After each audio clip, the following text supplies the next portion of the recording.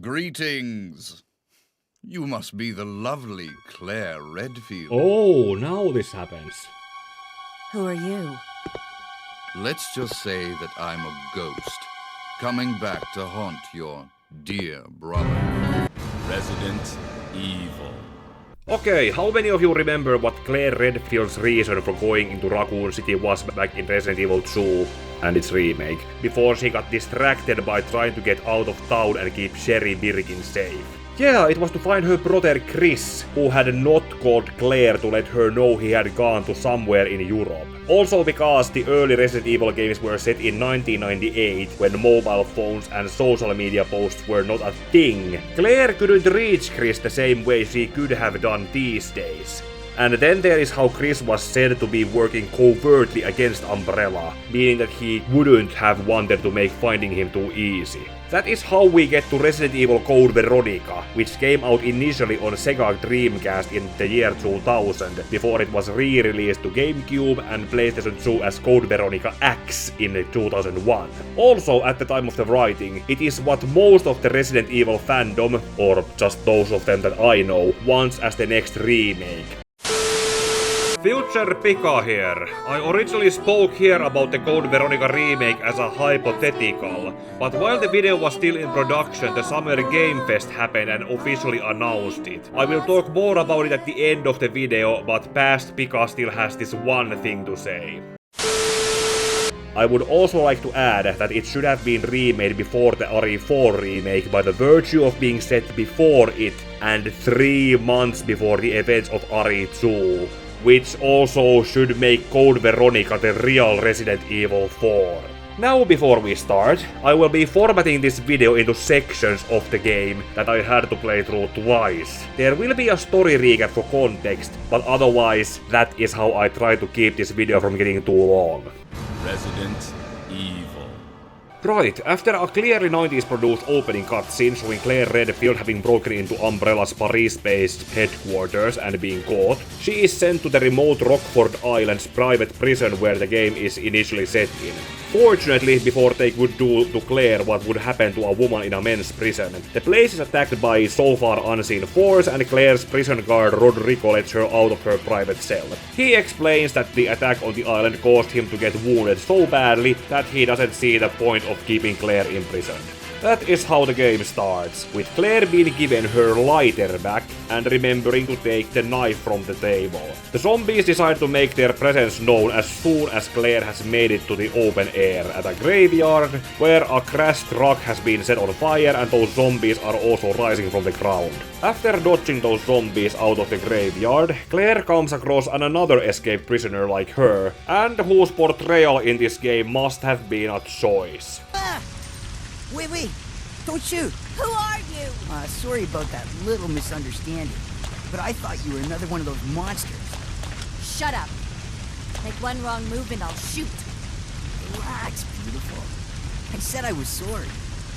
My name's Steve. I was a prisoner on this island. That characterization is why this game is being a remake. And I'm guessing you're not from Umbrella either.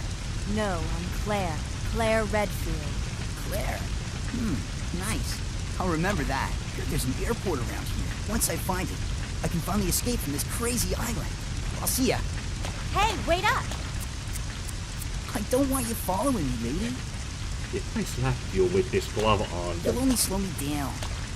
After having met Steve and gotten told not to follow him, Claire finds a gun and runs after Steve to the barracks, where it is important to survive this other zombie ambush so that Claire can get these twin Uzis, which are needed for later. After Claire has sent an email to Leon on where she is and expecting him to somehow pass it on to Chris, whose whereabouts are still unknown, there is a metal detector puzzle that is needed to be solved in order to get away from this prison area. Luckily I had seen the Birdman's video, which tells how to do it step by step as an opening argument. Take the Hawk emblem puzzle in Code Veronica, for example.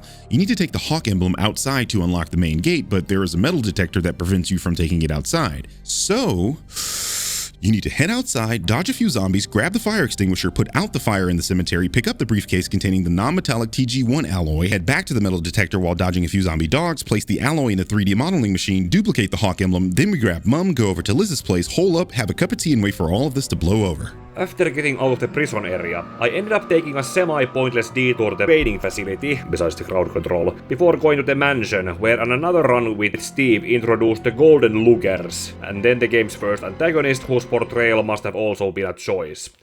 Redfield! How dare you interfere with my operation? Welcome, Griddy. What are you talking about? You let yourself be captured so you can lead your people to this base! I have no idea what you're babbling about. You don't fool me! I am Alfred Ashford, commander of this base. Oh?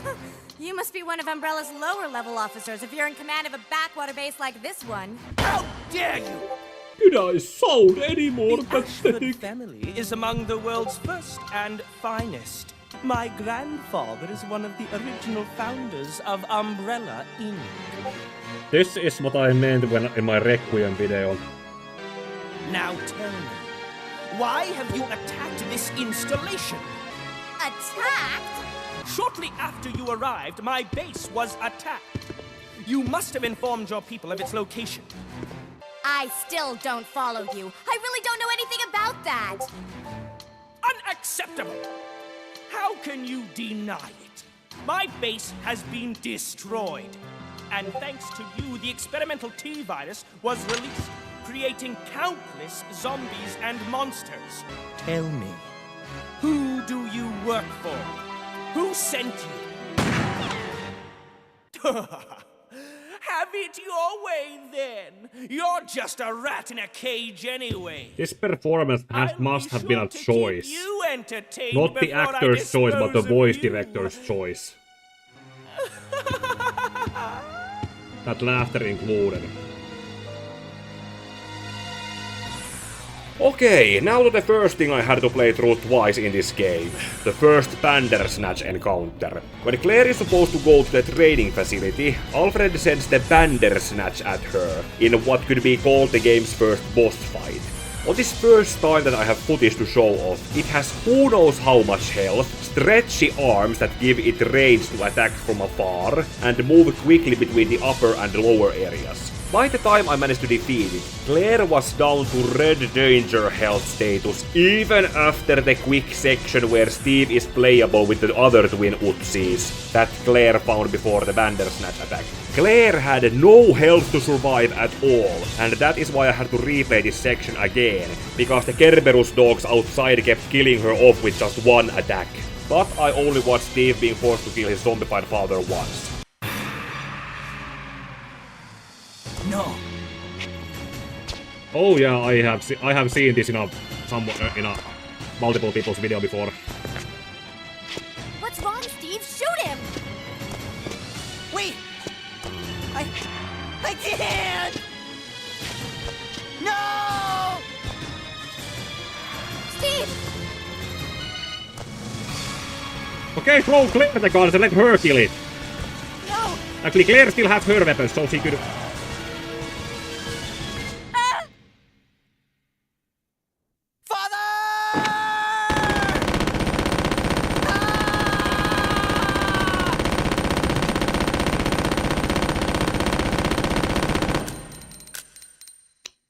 Yeah, that execution could have been much done better than that.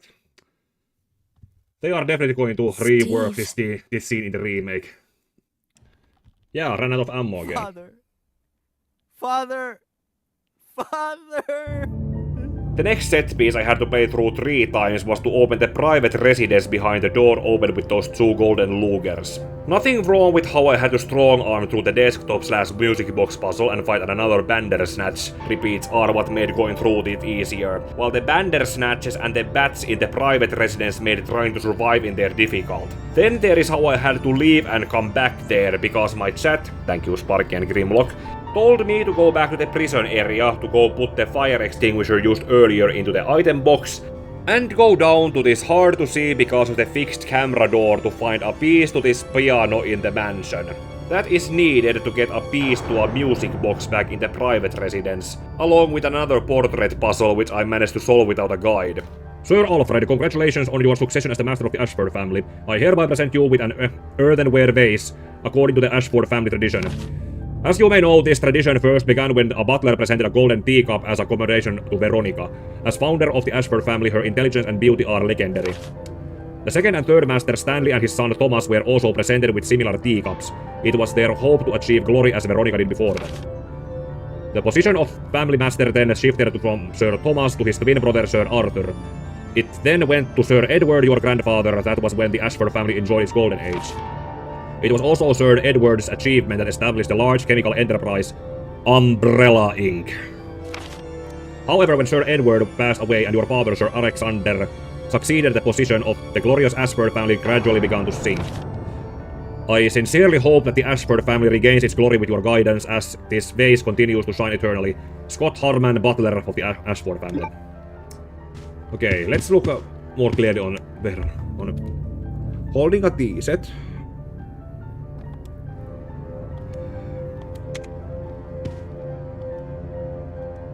No, not this one. No. Yeah, this is the one. Stanley. And then comes Thomas and Edward. And his son Thomas were presented similar teacups. Their hope, glory. Okay.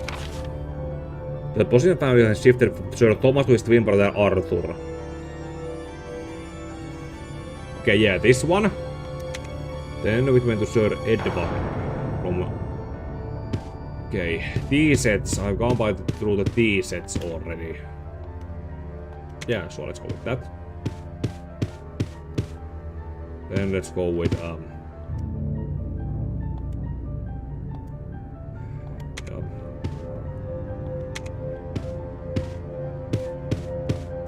Okay, if these deduction skills didn't work out well, then I'm just gonna look up a guide and see what's the right order. That will be the third time I bothered.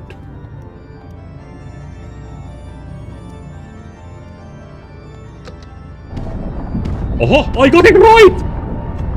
I actually got it right!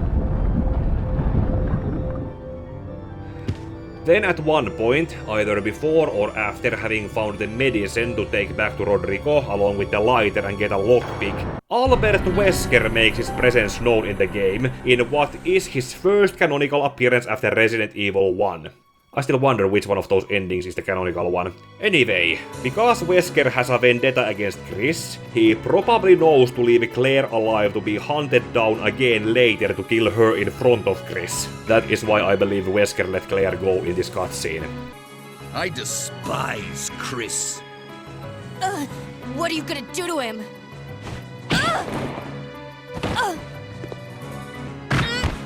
Oh, how your brother will weep to see you die. Yeah, you should probably keep Claire alive until then. What? What is it? Stay there. I'm coming.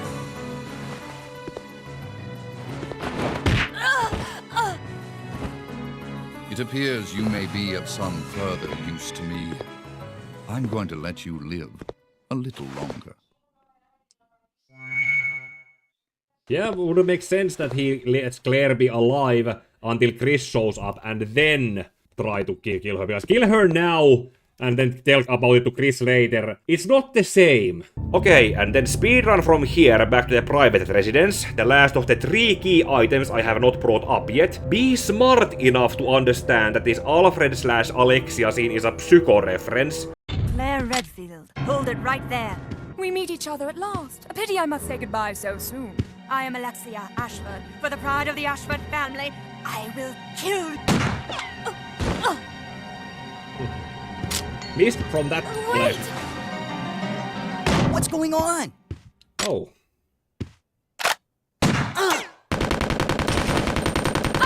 Steve! I was wondering where Steve was. A secret door! After her!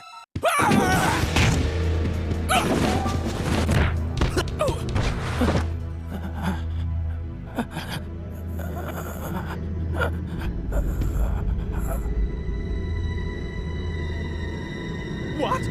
No!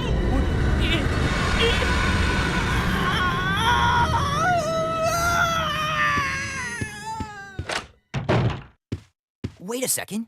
What just happened? So there never was an Alexia after all. You mean he thinks he's two people? Okay, that's it. Let's get out of here. And then run to the airfield to fly away on a plane unlocked by those 3 key items. Claire still needs to go raise the bridge blocking the plane from taking off and then take another way back. And now we get to the third thing I had to play through twice. The Tyrant fights. Alfred, as Alexia due to his split personality, goes to release a Tyrant with club arms, and this is also where the self-destruction timer starts to count down. Besides that incentive to hurry up, the Tyrant attacks Claire by first setting a fire behind her, and then starts to menacingly walk towards her. To the people who have not played this game before, do not waste the anti-BOW gas rounds on this first round like I did. Use those 2 twin Uzis collected earlier from that barracks ambush.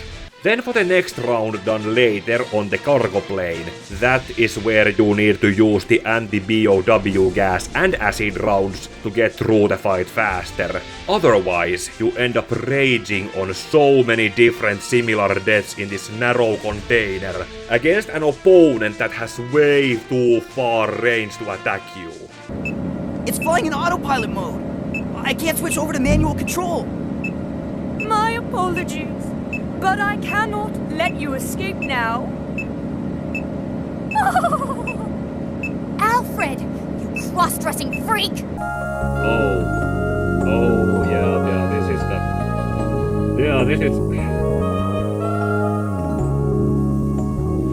This is definitely going to be changed when the remake happens. Either cut out, or whatever context there is gonna be changed.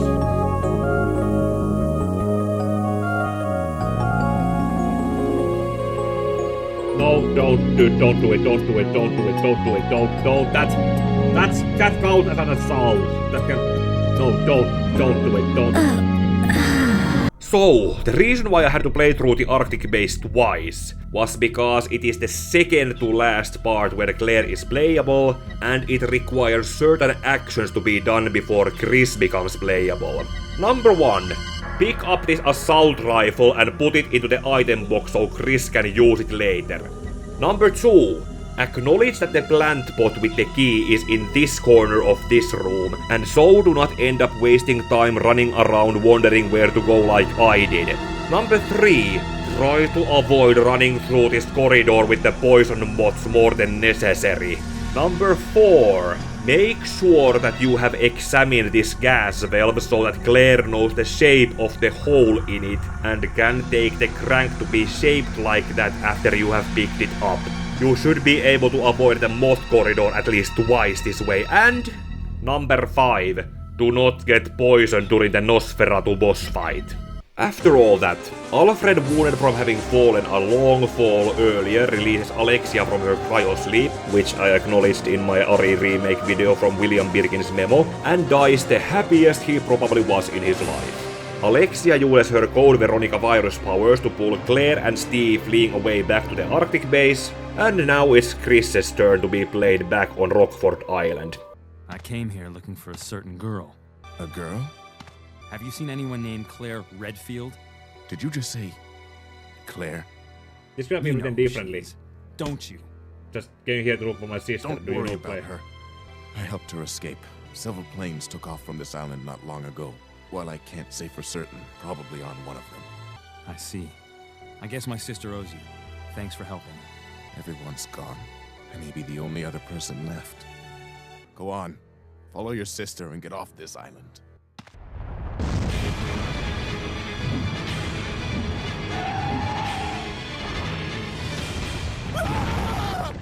Oh, got Richarded. This is why Claire had to leave the assault rifle in the item box for Chris, because it is needed to defeat the gulp worm that eats up Rodrigo, so that he can be given a more dignified death and so that he can give Chris the lighter Claire left behind. It's needed to get these submachine guns, So far, the next part where Chris is running around the earlier game areas, mostly just the training center and the airfield, because Chris needs to pick up those 3 key items to open another entrance. The reason why I needed to play through this part twice, or just the latter half of it, is because Wesker, when he realizes that Chris has arrived to the island, decides to release hunters at him.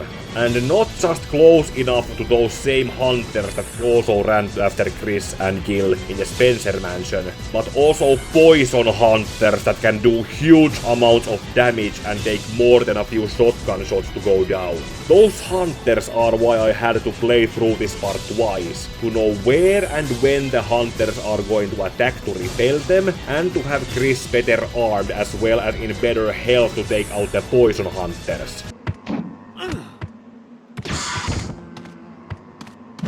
Nope. Not fast enough. Not fast enough.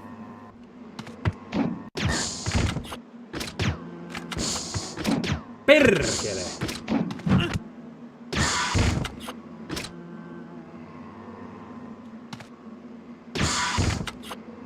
How many was that?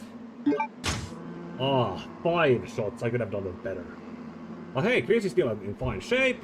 Fighting those hunters and getting told from his old boss where his sister is, Chris then finds a jet and flies after Claire at the Arctic base. Also, by the way, while I was running around this place as Chris, I managed to get the game to glitch somehow, so that Chris became invulnerable to not receive any damage, but also become invulnerable to not be able to interact with anything, even the pause menu or the item window.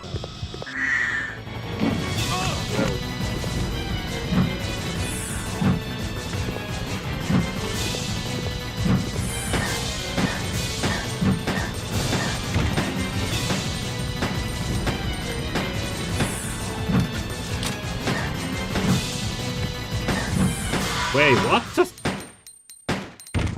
How did Chris suddenly not take any damage? So, when Chris makes it to the Arctic base, the poison moths in the hallway have luckily died out, but in their place is the Black Widow giant spider boss fight that Chris kinda luckily just run away from without wasting ammo while picking up an important key piece. I did the same thing with this thing back on Rockford Island.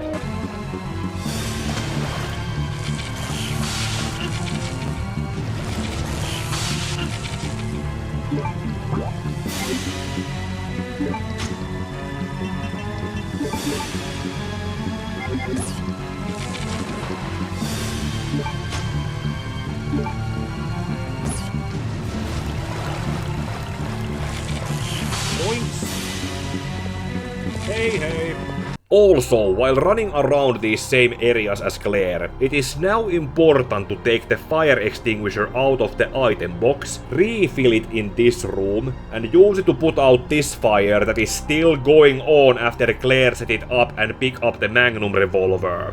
Dodging more hunters and zombies, Chris eventually finds himself in a seemingly recreated Spencer mansion, where Claire is held imprisoned in some kind of goo or larva. No niin. Oh. This reunion. Let's hope we get to see it properly done in the remake. Because it was pretty much set up for when they started with the Resident Evil 2 remake. Chris! I missed you so much. I know. But we have to get out of here. Not yet. We have to find Steve. Who's Steve? He's a boy who escaped from that island with me. But then a monster attacked us and we got separated. So that means Steve is still somewhere in this base?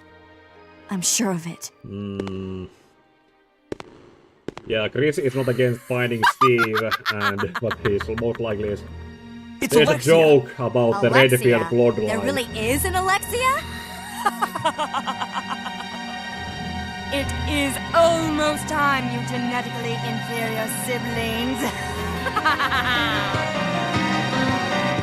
What was she carrying? After her! What weapon was Alexia She might know where carrying? Steve is. Let's go. This is so that moment where Claire has found Chris like she was trying to in Resident Evil 2, but then Alexia shows up to separate them for the actual last bit when Claire is playable, and so she can go find Steve. Here, when playing as Claire, there are 2 points back to back that would have been a saatanallinen työmaa to get through if I wasn't playing on an emulator with save states creating custom checkpoints. And I hope they will be fixed by the time the remake comes out. In order to get through one of these doors, you need a security guard that has been closed inside a glass ball. In order to break the glass ball, Claire has to walk into this crashing ceiling trap, put it down on the ground, get out of the trap before it comes down, let the trap break the glass, and then time picking up the security guard back between the trap going up and down. Learning how the trap works is one case of trial and error, but then the pace at which it works after the glass has been broken is another.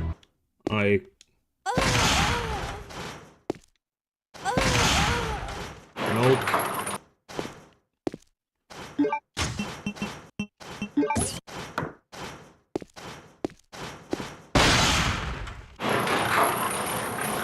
Okay.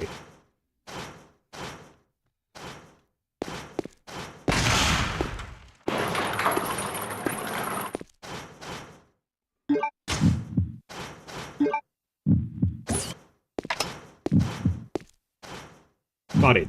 And then there is Steve, whom Alexia has injected with the Veronica virus, which turns him into a giant green monster when Claire finds him. For this next part, I actually had to practice how to make a U-turn on the game's tank controls, because as soon as the cutscene where Steve turns is over, Claire has to run away from him on the long hallway she found him in, and Steve carrying this battle axe has such a long range to attack that Claire cannot dodge it, meaning that you better have heal items on you to heal Claire after Steve has attacked her, and then focus on getting to the point where the cutscene happens.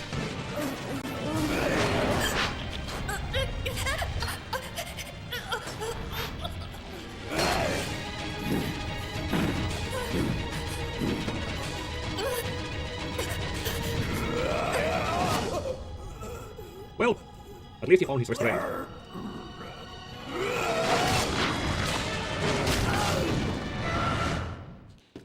Oh, Steve. Huh. Enough damage undoes the mutations. You're warm. Steve, you've got to hang in there, okay? My brother's come to save us. We're getting out of here. Your brother kept his promise. I'm sorry, I cannot. What? What are you saying? I'm glad that I met you. I love you, Claire. Steve? Steve? Well, maybe he was that young at that age that he was told it wasn't.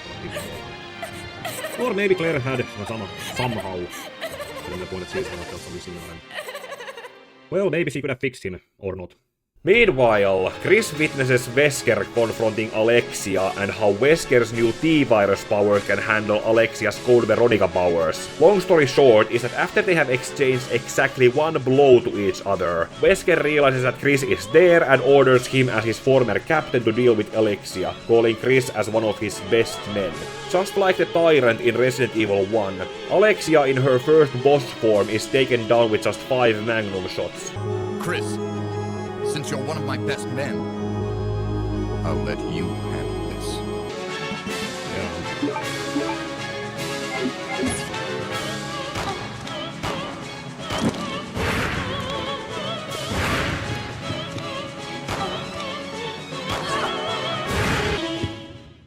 After that, while Chris is making his way to Claire, he comes across Alexander Ashford's notes revealing that Alfred and Alexia were test tube babies, meant to be cloned from the original Veronica Ashford who founded their noble family.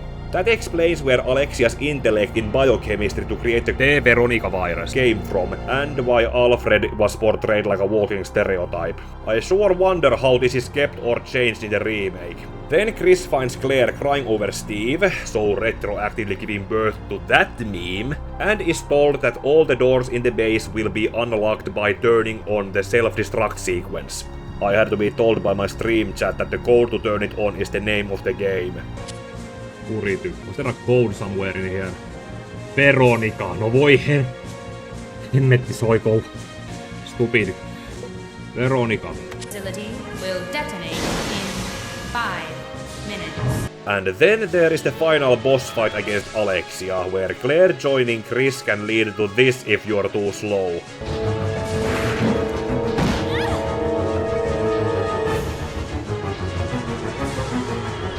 That's what you get for being too slow. But since Chris is canonically faster than that, he manages to keep his sister alive and push Alexia into turning into her next boss form, which in the remake better be turned into a properly functional teamwork fight, where Chris and Claire fight Alexia together. Because this fight fought only as Chris feels like an untested boss fight, that with the self-destruct timer, the bugs and Alexia's tentacles force you to both hurry shooting lead into her while moving around dodging her attacks. And this boss arena might as well be smaller than both Tyrant boss arenas. In the final stage of the fight, Alexia then turns into her final form, which can fly in the air, where she is supposed to be shot down from with this infinite ammo linear launcher, and aim to shot at her like with a sniper rifle. This is how easy it is. I tried. It's really hard to dodge that. And oh crap. And now I need to do all that again! A few moments later. No perästäks voi vit...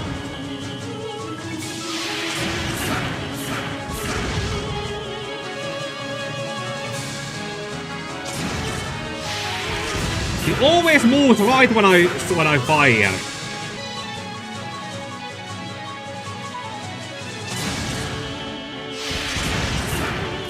Helvetti! No niin!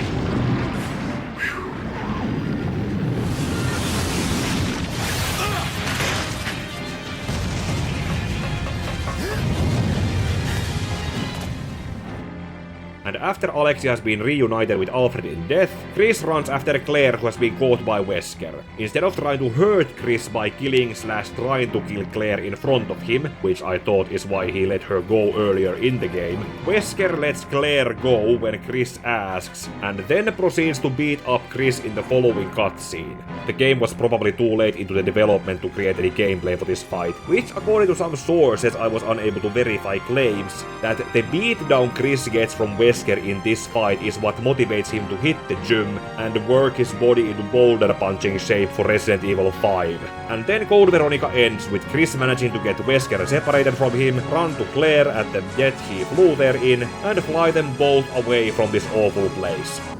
Chris, promise me. Please promise that you won't leave me alone again. I'm sorry, Claire, but it's not over yet. There's still something we've got to do. You mean... Yeah, it's payback time. We've got to destroy Umbrella. Now, let's finish this once and for all! Well, that led to nowhere, because the original RE4 and RE5 say that Umbrella was taken down by bankrupting them, with RE Outbreak having former employees testify against them to bury the company. And then there is the whole connections retcon in RE Requiem. But with the remake having been announced at the Summer Game Fest while I was editing this video, who knows how the story will be rewritten, reframed, and then end up to set up a potential RE5 remake. Back in my Requiem video, I also mentioned that Capcom may be trying to tone down some of the more anime-esque parts of the originals, and Code Veronica is one of those more anime-esque games. The reveal trailer already changed that 90s opening where Claire is caught to be taken to Rockford Island, to having Claire being captured in a less flashy way by Hank, who was mentioned in the original game to have been trained at Rockford Island according to a note left in the mansion. Steve will hopefully be given the same treatment that Carlos was given in the RE3 remake, with a better voice direction and better portrayal that makes his characterization come across as him not knowing better on how he is carrying himself around Claire. Then the Ashford twins are the thing that, well, they were what I would count as the most anime-esque aspect of the original game, and they will most likely be toned down. Alfred especially for having been a cross-dressing freak with a multiple personality disorder as a male clone of his great-great-great-grandmother, and Alexia being one of those people.